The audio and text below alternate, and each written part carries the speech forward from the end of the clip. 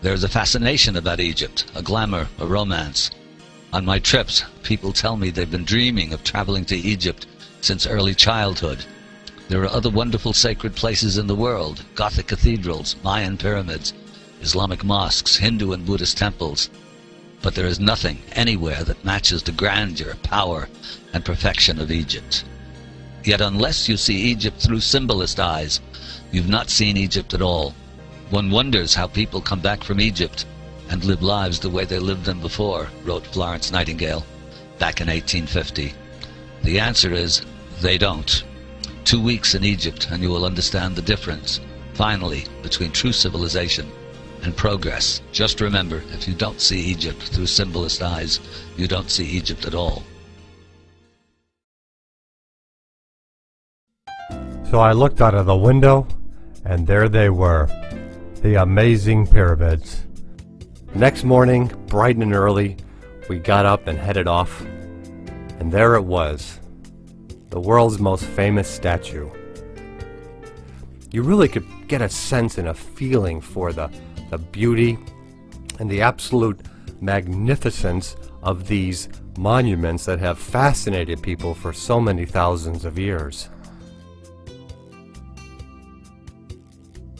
But this trip was totally different from the typical tourist trip. Our host was John West.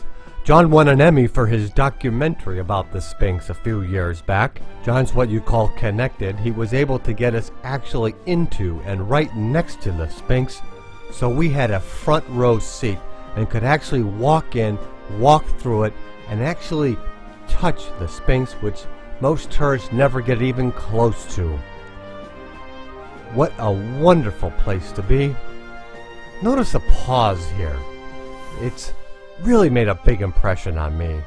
But I was able to walk through and just see the whole thing, so this is what you're able to see, as if you were able to poke along and see something that has existed for, well, when we got into it, we could see, as John pointed out, the weathering shows the Sphinx is much, much older than people suspect.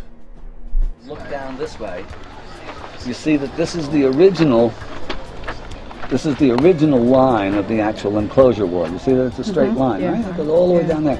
So you've got about 5.5 feet of sheer weathering that has weathered this wall back from its original line here. This is a big question. This doesn't happen overnight. There it is. And go explain the weathering. Well, if you look at this from the American Southwest, I know that this doesn't, for sandstone, this takes thousands and thousands of years, and particularly in a dry climate. Of course, Egypt is much more than the Sphinx. Right next door at the Sphinx Temple, we can see some of the other evidence of this early megalithic state. The idea that Egypt was actually a legacy from a prior civilization. Look here. They baffle the corners. Instead of having a right angle, they went through incredible extra effort by hand to carve out little corners around and edges in here. And the idea is, this is way beyond our sophistication and understanding today. The idea is this would actually contain the energy or whatever they were creating in that room. All this granite was quarried in Aswan, about 600 miles south. This is the famous unfinished obelisk.